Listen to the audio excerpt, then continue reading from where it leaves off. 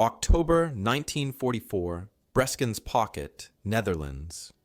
The North Sea wind howled across the flat Dutch coastline, carrying the smell of salt and gunpowder. Major Jack Morrison stood in a muddy trench, staring at the concrete fortress 200 yards away. Rain hammered against his helmet and ran down his neck in cold streams. Behind him, 34 wooden crosses stood in neat rows marking fresh graves. 34 Canadian soldiers dead in 3 days, trying to take that one fortress.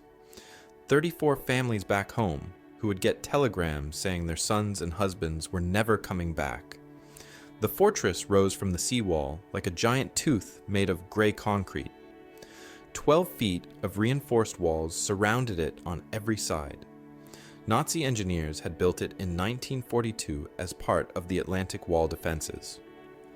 Small windows cut into the concrete allowed German machine guns to sweep every approach.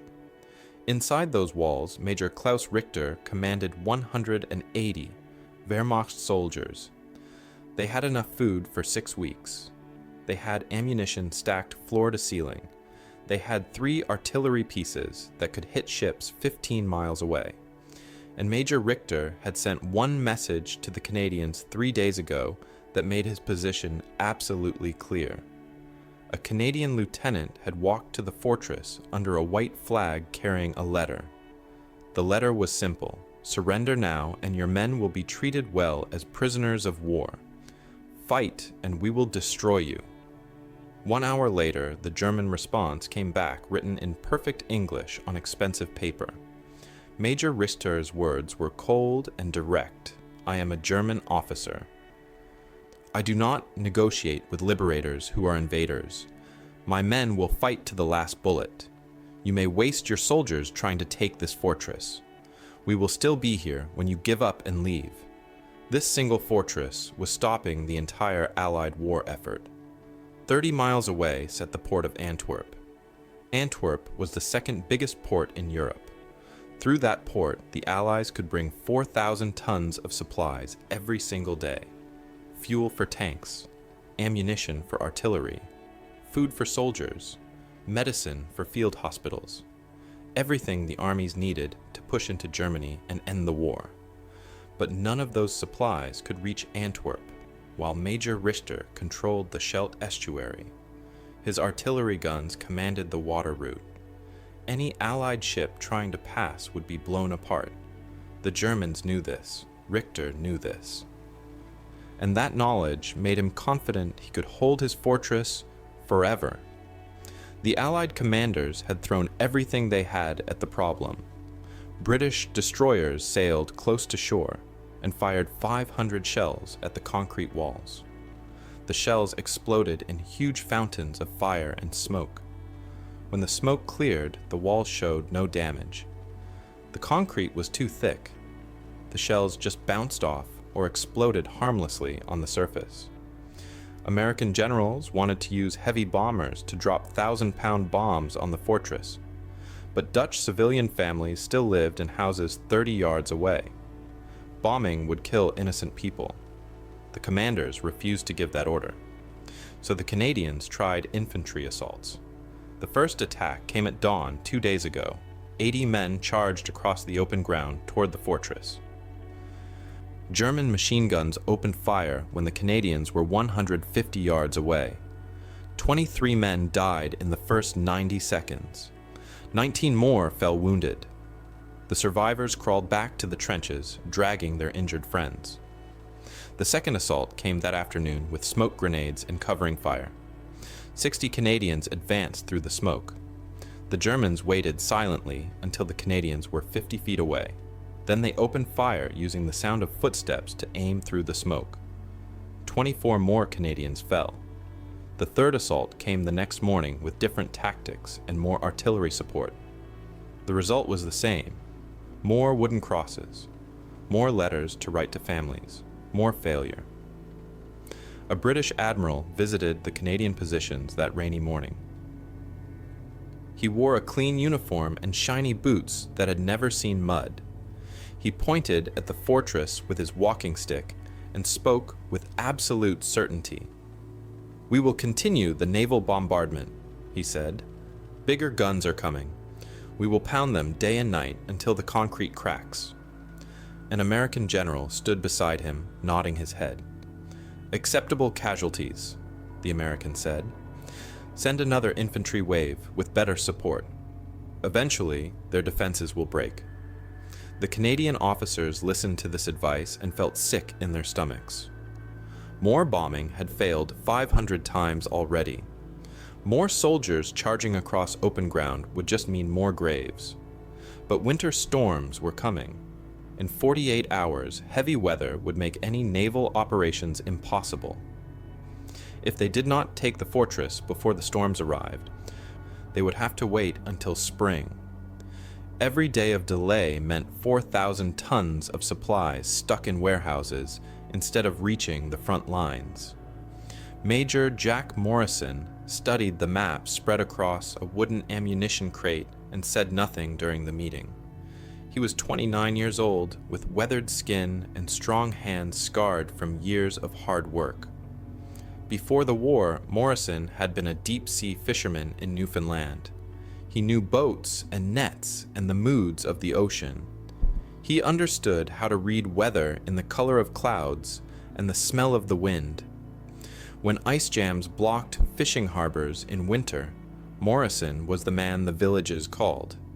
He would drill precise holes in the ice and place dynamite charges in exactly the right spots. One explosion would break the jam and the ice would flow out to sea with the current. The Canadian Army made him a combat engineer because he was an expert with explosives, and he never panicked under pressure.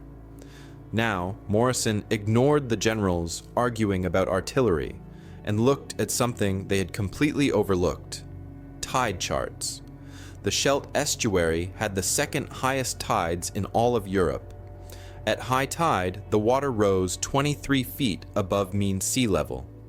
At low tide, the water dropped 22 feet below mean level. 45 feet of total difference between high and low tide, twice every day. Morrison studied the fortress blueprints that had been captured from a German engineering officer. The fortress sat directly on top of the seawall, not behind it, not dug into the land, right on top of the wall itself. The foundation was built at mean sea level, 0 feet of elevation.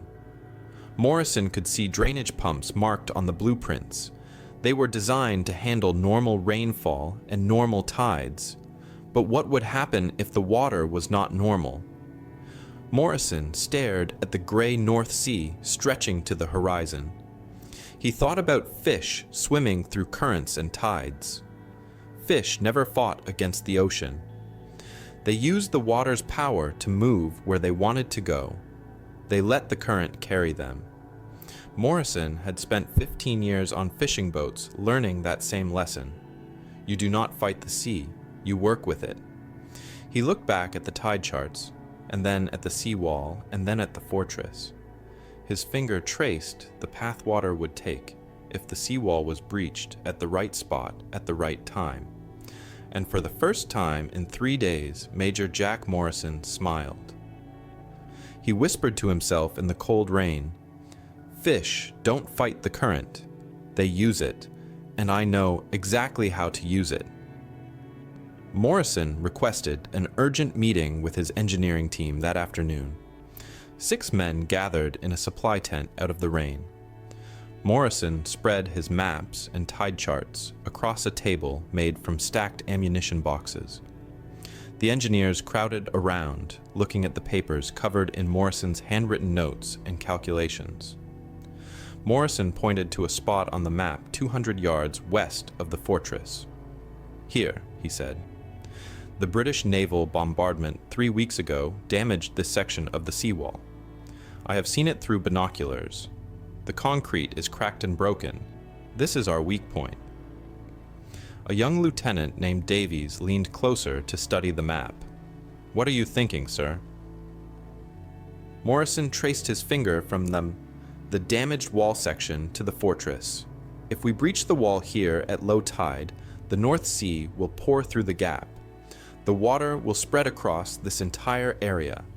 When high tide comes 6 hours later, millions of gallons will flood the fortress basement and lower levels. Their ammunition will be underwater. Their supplies will be ruined. They will be standing in 6 feet of seawater with no way to pump it out fast enough. Davies stared at the map, trying to understand. You want to drown them out? Morrison shook his head. I want to make their fortress unlivable. I want to give them a choice between surrendering or drowning. They will choose surrender. A sergeant named Mackenzie asked the practical question, how much explosive do we need to blow a hole in that wall? Morrison had already done the mathematics on paper. The damaged section is 30 feet wide and the wall is 8 feet thick at that point. We need 400 pounds of explosives placed deep in the cracks. Shape charges to direct the blast inward toward the landside. We detonate at the exact moment of low tide when water pressure is at its minimum. The wall will blow open and the sea will do the rest of our work for us. Mackenzie let out a low whistle. 400 pounds is a lot of explosives, sir. Where do we get that much? Morrison smiled. We borrow it. 10 pounds from this engineer company. 20 pounds from that one. 15 pounds from another. Nobody will notice until after we are done, and by then it will not matter. But first, Morrison needed to confirm his plan would actually work. That night, he picked 6 engineers who were strong swimmers. They put on dark clothes and blackened their faces with mud.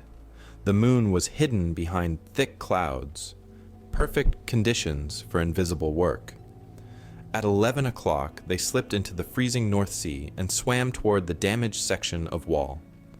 The water felt like knives of ice stabbing into Morrison's skin. His breath came in short gasps. The tide was going out. In 3 hours, it would reach its lowest point of the day. The 6 men reached the seawall and climbed onto the exposed rocks and concrete. Barnacles cut their hands. Seaweed made the surface slippery and treacherous. Morrison pulled a small flashlight from his waterproof pouch and shielded it with his hand. He examined the cracks in the concrete wall. The damage was even better than he had hoped. British shells had fractured the wall deep into its structure. He could push his entire fist into some of the gaps. These cracks would be perfect places to nestle explosive charges. Morrison pulled out a cloth tape measure and took careful measurements. The damaged section was 32 feet wide. The wall thickness at this point was 8 feet. The foundation extended 12 feet below the current water level. He wrote everything down on waterproof paper with a grease pencil. The other engineers explored the wall in both directions for 200 yards. They found the best route to approach without being seen by German sentries. They identified spots where they would be hidden by shadows and rocks. After 90 minutes of cold work, they slid back into the black water and swam to shore. Morrison's whole body shook from the cold. His teeth chattered so hard he bit his tongue. But he had the information he needed. The plan would work. The next morning, Morrison presented his plan to the Allied command. The meeting took place in a farmhouse that smelled of wet wool and tobacco smoke. The British admiral stood with his arms crossed over his chest. His face turned red as Morrison explained the flooding operation. "You want to flood a Dutch town?" he shouted. "Absolutely unacceptable. We cannot destroy civilian property." Morrison kept his voice calm and respectful. "Sir, the Dutch government evacuated every civilian from this area 2 weeks ago. The town is completely empty. The buildings are already destroyed by artillery fire. We would not be flooding anyone's home. We would be flooding an abandoned battlefield." The American general interrupted with his own objection. "What if this scheme fails? What if you blow the wall and the water does not reach the fortress? Then what?"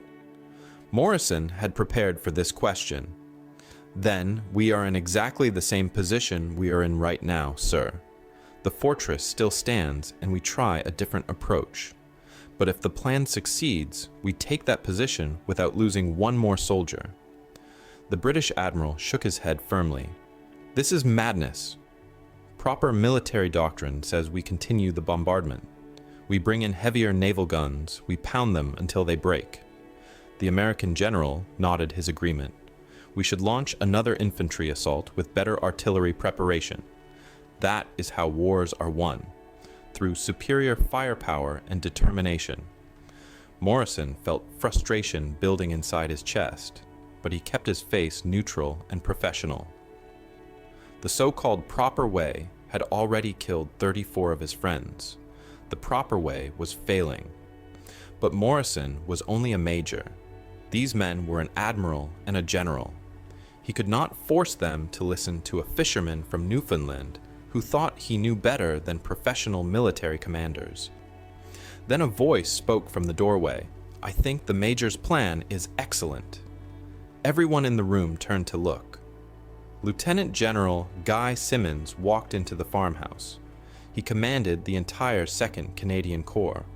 He was the highest-ranking Canadian officer in the Netherlands. Simmons looked directly at the British admiral and the American general with cold gray eyes. The British want to keep bombing, Simmons said quietly. The Americans want to keep charging men across open ground. I want my soldiers to go home to their families alive. He turned to face Morrison. Major, you have 24 hours to make this work. Use whatever resources you need. I will handle anyone who objects. Morrison and his engineering team worked through the night gathering supplies. They visited 3 different Canadian engineer companies spread across 5 miles of frontline positions. 10 pounds of explosives from one unit, 15 pounds from another, 25 pounds from a third unit. The engineers who gave up their explosives asked no questions. They understood that engineers helped each other. By dawn, Morrison had 400 pounds of various explosives assembled in a barn. Now came the tricky part. The charges had to stay completely dry even when placed underwater at the base of the wall. Morrison and his men wrapped each bundle of explosives in rubberized canvas tarps that were normally used to cover military vehicles. They sealed every edge with waterproof tape. Morrison rigged the detonators using modified artillery fuses connected to a waterproof watch mechanism. If the primary detonator somehow failed, backup fuses would trigger automatically 15 minutes later. Nothing could be left to chance. Too many lives depended on this working perfectly. For transportation to the seawall, Morrison contacted the Dutch resistance through Canadian intelligence officers. The resistance provided a fishing boat with a quiet engine that would not alert German sentries. Morrison knew boats intimately. He had spent 15 years on fishing vessels in the dangerous North Atlantic waters off Newfoundland. He understood currents and tides and how to navigate in complete darkness using only the feel of the wind and the sound of the waves. The boat was loaded carefully with the waterproofed explosives. Morrison checked the tide charts one final time. Low tide would occur at exactly 3:47 in the morning on October 28th. His team would have a window of only 20 minutes. 20 minutes to reach the wall. 20 minutes to place 400 pounds of explosives in the cracks. 20 minutes to wire all the detonators correctly. 20 minutes to get back to safety before the tide turned and the water started rising again. Morrison looked at his watch and then at his 6 engineers. Their faces were grim but determined. They climbed into the fishing boat as the sun set over the cold, gray North Sea. The engine started with a quiet rumble. Morrison steered the boat toward the darkness and the waiting seawall. Hey, quick pause here. A few years ago, my dad started having serious back problems from just sitting and watching TV. He's a history buff too, probably where I got it from. I wished I'd known about something like the Relax cushion back then. It's designed specifically for long periods of sitting and helps with back, hip, and tailbone pain. So if you or someone you care about deals with that kind of discomfort, check it out via the first link in the description. Take care of yourself. Now, back to the video. The fishing boat cut through the black water in complete silence. Morrison stood at the wheel, steering by instinct and memory. No lights, no engine noise louder than a whisper. The North Sea stretched around them like liquid darkness. Morrison checked his waterproof watch. 3:15 in the morning. 32 minutes until low tide. 32 minutes until the moment when everything had to be perfect. The damaged section of seawall appeared ahead as a darker shadow against the night sky. Morrison guided the boat close, and his engineers jumped onto the slippery rocks. They worked in total silence, passing the waterproofed, explosive bundles from hand to hand. Each man knew his job. They had practiced the movements 20 times on land. Now they executed the plan in the freezing darkness with numb fingers and racing hearts. Morrison climbed onto the wall and found the largest crack. He pushed a 40-pound bundle of explosives deep into the gap. The concrete edges scraped his knuckles raw. He did not notice the pain. Lieutenant Davies worked 3 feet away, placing another charge. Sergeant Mackenzie wedged explosives into a vertical crack that ran 8 feet down into the wall's foundation. 18 minutes until low tide. Morrison connected the detonator wires with fingers that barely had feeling left. The waterproof watch mechanism ticked quietly in his hands. He set it for 3:47 exactly. If he set it wrong by even 1 minute, the plan could fail. Too early, and the water pressure would be too high. Too late, and the rising tide would already be pushing back against the breach. Morrison's hands moved with the careful precision of 15 years tying fishing nets in storms. Every connection had to be perfect. Every wire had to be secure. Mackenzie finished placing the last explosive bundle and gave Morrison a thumbs-up signal in the darkness. 11 minutes until low tide. The engineers scrambled back into the fishing boat.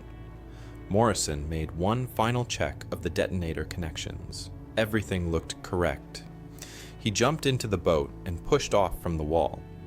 The quiet engine carried them 800 yards away to a position behind a rocky outcropping. They would be safe there from the blast and the initial surge of water.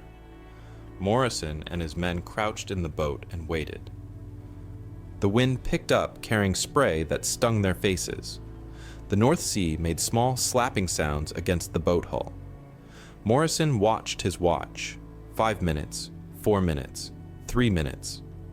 His heart hammered in his chest. 2 minutes, 1 minute. He whispered a prayer to himself. At exactly 3:47 in the morning on October 28th, 1944, 400 pounds of explosives detonated inside the seawall. The sound was not a sharp bang like artillery. It was a deep rumbling roar that came from inside the earth itself. Morrison felt the shock wave roll through the water and shake the boat. The seawall erupted in a fountain of concrete chunks and white spray. Pieces of broken wall flew 50 feet into the air and splashed down across 100 yards of ocean. When the spray cleared, Morrison could see a gap 30 feet wide where solid concrete had stood moments before. For 1 second, nothing happened. Then the North Sea realized there was an opening and poured through with the force of an avalanche made of water. The sound was like Niagara Falls compressed into 30 feet of width. 50,000 gallons of seawater rushed through the breach every single minute. The flow created a current so strong that fish and debris spun in circles at the edges. Morrison watched the white wall of water surge across the flat ground toward the fortress 200 yards away. The water spread and slowed as it crossed the distance, but it kept coming. The North Sea had found a new path, and nothing could stop it now. Morrison checked his watch again. High tide would come at 9:47, 6 hours from now. The fortress had 6 hours before the real flooding began. Morrison and his men returned to Canadian lines and reported success to General Simons. Then Morrison positioned himself in an observation post with powerful binoculars. He had to see if his plan actually worked, or if he had just wasted 400 pounds of explosives on an elaborate failure. The hours passed slowly. Morrison watched the water creeping across the battlefield. At first, it was just a thin sheet spreading over mud and rocks. Then it began to pool in low spots. By 8 in the morning, the water was 1 foot deep across a 100-yard area around the fortress. By 9 in the morning, it was 2 feet deep and rising faster as the tide came in. Inside the fortress, Major Richter realized something was terribly wrong. Water was seeping up through floor drains in the basement. At first, his men tried to pump it out using the fortress drainage system. The pumps were designed to handle 5,000 gallons per hour, but the water was coming in at 50,000 gallons per minute. The pumps could not keep up. They choked and sputtered and then stopped working entirely. Richter ordered his men to sandbag the interior doors to keep water from spreading through the fortress. But water pressure does not care about sandbags. The water pushed through gaps and cracks with unstoppable force. At 9:30 in the morning, seawater reached the main ammunition storage room in the fortress basement. 18 feet of water filled the room in 20 minutes. Artillery shells and rifle ammunition floated and then sank. Salt water poured into wooden crates and cardboard boxes. Every explosive and every bullet in storage was now useless. Even if the Germans could dry them out later, salt water had already ruined the gunpowder. The fortress had just lost all its ammunition reserves. Richter tried to radio for help from German command. But the radio room was flooding, equipment sparked and died. His final transmission cut off in the middle of a sentence. The Canadians have weaponized the sea itself. We are being drowned in our own fortress. This is not warfare. This is... The transmission ended. Morrison listened to the recording later and heard the panic in Richter's voice. At 9:47, high tide arrived. The water level jumped dramatically. Morrison watched through his binoculars as the fortress disappeared behind a sheet of spray and waves. When visibility cleared, water surrounded the entire structure. It poured through the main entrance doors. It flooded through ventilation shafts. It rose up the outside walls like the fortress was sinking into the ocean. Inside, German soldiers abandoned the lower levels and climbed stairs to upper floors. But the water kept rising, 6 feet deep in some corridors, 4 feet deep in the main command room. At 10:15 in the morning, Morrison saw movement on the fortress roof. German soldiers were climbing out through a rooftop hatch. They stood on the wet concrete looking down at the water covering their fortress. More soldiers appeared, then more. Within 5 minutes, 80 German soldiers stood on the roof. At 10:30, a white flag appeared, a bedsheet tied to a broken radio antenna.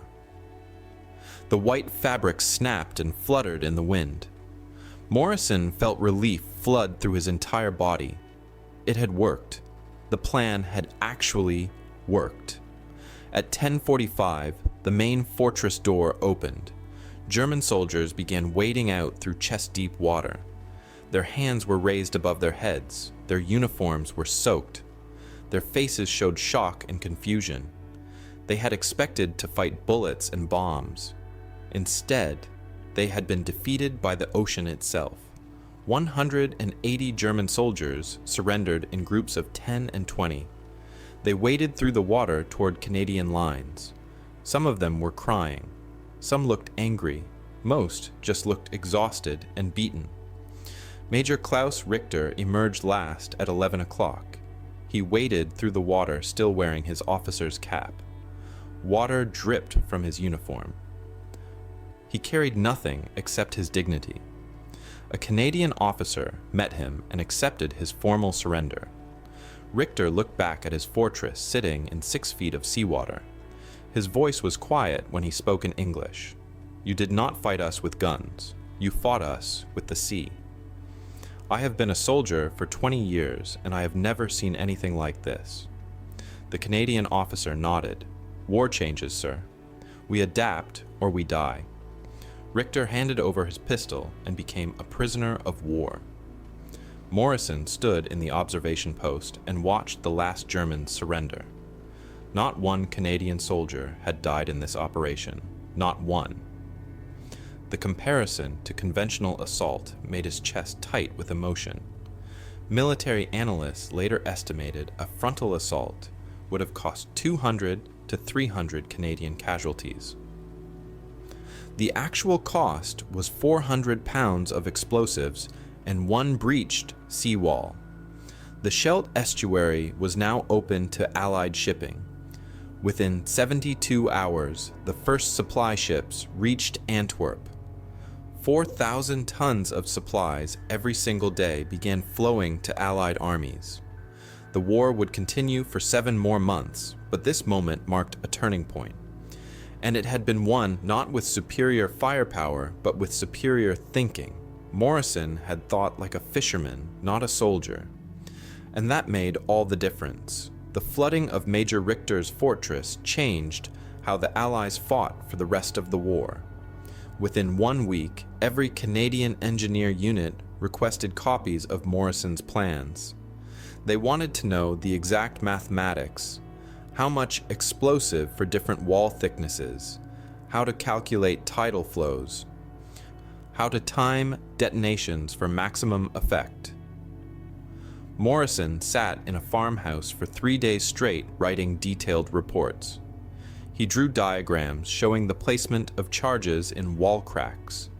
He explained how to read tide charts and calculate water volumes. He wrote instructions on waterproofing explosives and building reliable timers. Every page was copied and distributed to Allied engineering units across Europe. By December 1944, British commandos used a similar flooding technique against German bunkers on the French coast. They breached a river levee at low water and flooded 3 enemy positions simultaneously. The Germans surrendered without firing a shot. In January 1945, Soviet engineers in Poland used controlled river flooding to force Germans out of fortified towns along the Vistula River. The tactic spread because it worked and because it saved lives on both sides. Military planners began teaching environmental warfare in engineering schools. Use the terrain, use the weather, use the water. Do not fight nature, make nature fight for you. Lieutenant General Simons promoted Morrison to Lieutenant Colonel 2 weeks after the Breskins operation. Morrison took command of an entire Canadian engineer brigade. He led them through the Netherlands and into Germany during the final months of the war. His engineers built bridges under fire. They cleared minefields. They used explosives to break through defensive walls. Morrison's reputation grew. Other officers called him the fisherman because he always found ways to use water and terrain to solve problems that bullets could not solve. When the war ended in May 1945, Morrison had been awarded the Distinguished Service Order and mentioned in dispatches 3 times. He was 30 years old and tired to his bones. Morrison returned to Newfoundland in August 1946. He stepped off the ship onto familiar docks and breathed salt air that smelled like home. The war felt like a dream already fading.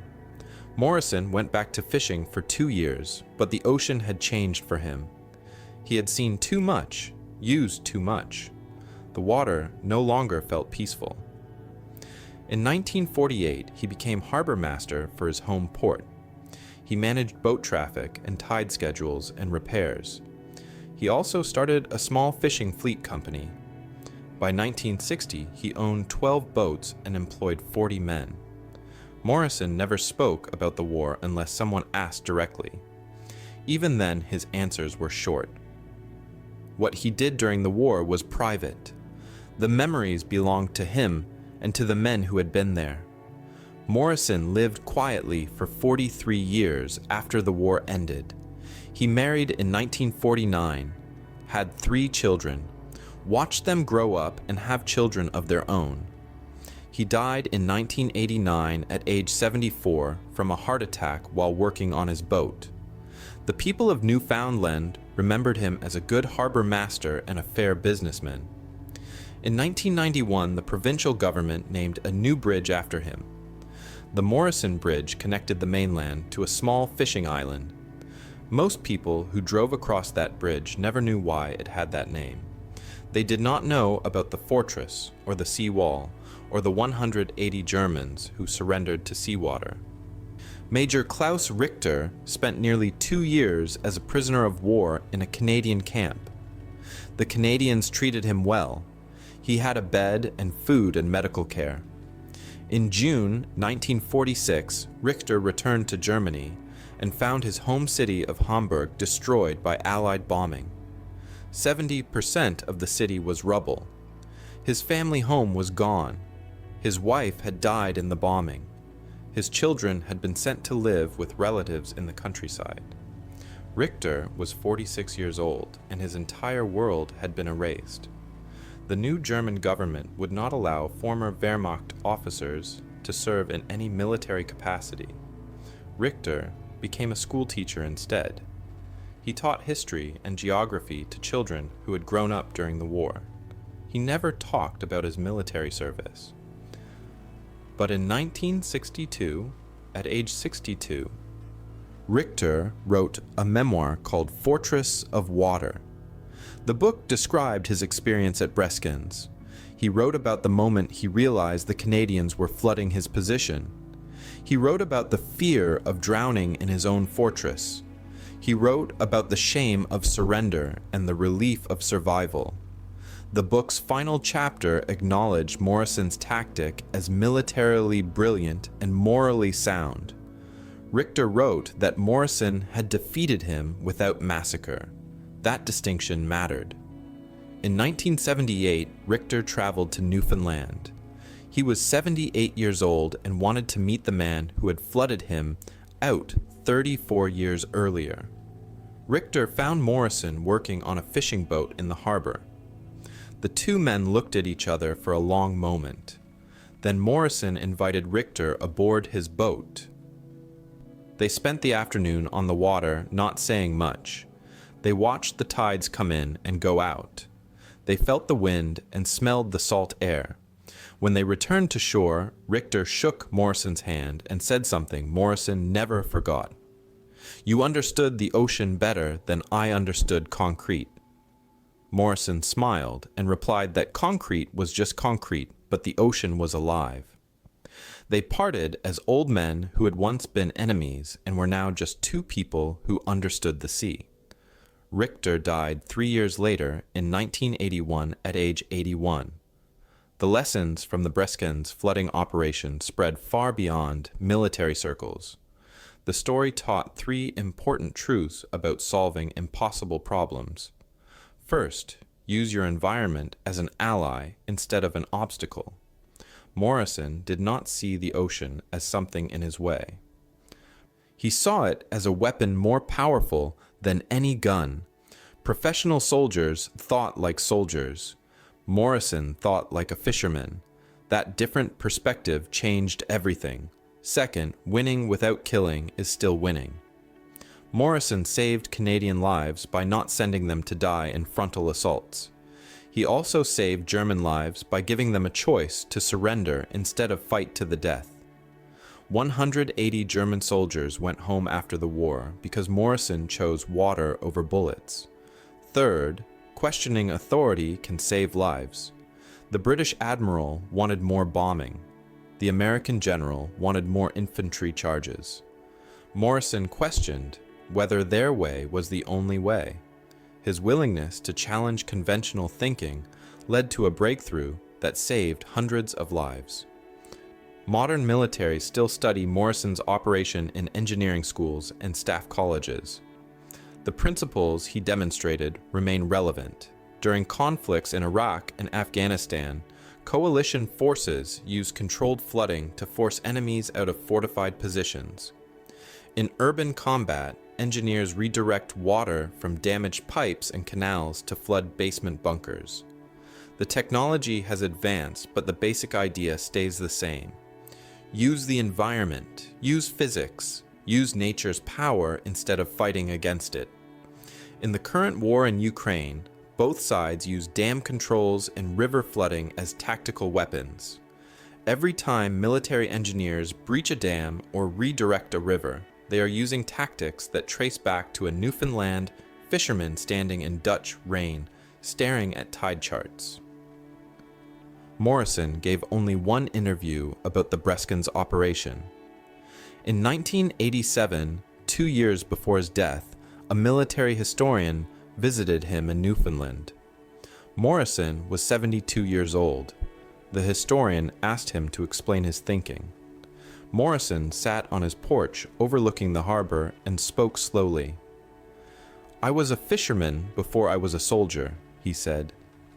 "Fishermen learn early that you do not fight the ocean. The ocean is too big and too strong. You learn to work with its power instead. You use the tides. You use the currents. You let the water carry you where you want to go. The sea does not care about human wars. It just moves according to the moon and the wind. We did not fight the Germans with the ocean. We just asked the ocean to move at the right time in the right direction. After that, gravity and water pressure did all the work. We just had to get out of the way and let nature be nature." That understanding captures the deepest meaning of Morrison's achievement. The most human response to violence is not always more violence. Sometimes the answer is understanding forces bigger than human conflict. Water and tides and gravity do not care about politics or nationalism or military doctrine. They just follow natural laws. Morrison understood those laws better than he understood military tactics. And that knowledge saved lives on both sides of a terrible war. The Breskens fortress fell not because Canadians were stronger or braver than Germans. It fell because one man looked at an impossible problem and asked a different kind of question. Not how do we break through concrete, but how do we make concrete irrelevant? The answer was always there in the tide charts and the North Sea. Morrison just had to see it.